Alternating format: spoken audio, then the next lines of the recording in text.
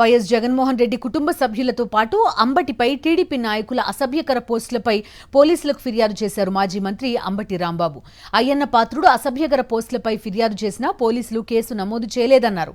అంబటి పేరు బదులు గుర్తు తెలియని పేరు పెట్టారన్నారు. నా హక్కుగా హైకోర్టును ఆశ్రయించానన్నారు అంబటి. లోకేష్ పై ఫిర్యాదు చేసినా కేసు నమోదు చేయలేదన్నారు మాజీ మంత్రి అంబటి రాంబాబు. ఈరోజు నేను ఫైల్ చేసిన రిట్ పిటిషన్ కోర్టులో విచారణకు రావడం జరిగింది. దానిలో స్వయంగా వచ్చి నా వాదనలు వినిపించడం కోసం కోర్టు వారి ముందు హాజరయ్యాను. దీని పూర్వపరాలు ఏమిటంటే, నేను నవంబర్ 19వ తారీఖున ఒక 5 కంప్లైంట్స్ కన్సర్న్ పోలీస్ స్టేషన్ పట్టాపురంలో ఇవ్వటం జరిగింది. వారు వాటిని రిజిస్టర్ చేయలేదు.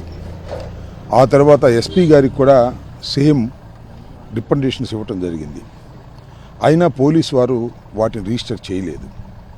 అంటే ఎప్పుడైనా ఎవరైనా ఒక పౌరుడు ఏదైనా ఒక కాగ్నిజబుల్ అఫెన్స్ యొక్క ఇన్ఫర్మేషన్ పోలీస్ స్టేషన్లో ఇస్తే వితౌట్ డిలే రిజిస్టర్ చేయాలి. అది చట్టం చెబుతున్నటువంటి అంశం. చట్టం చెబుతున్నటువంటి అంశాన్ని పట్టాపురం పోలీసు వారు, గుంటూరు జిల్లా పోలీసు వారు పాటించకపోవడంతో గత్యంతరం లేక రిట్ ఆఫ్ మ్యాండమస్ని నేను కోర్టులో ఫైల్ చేయడం జరిగింది.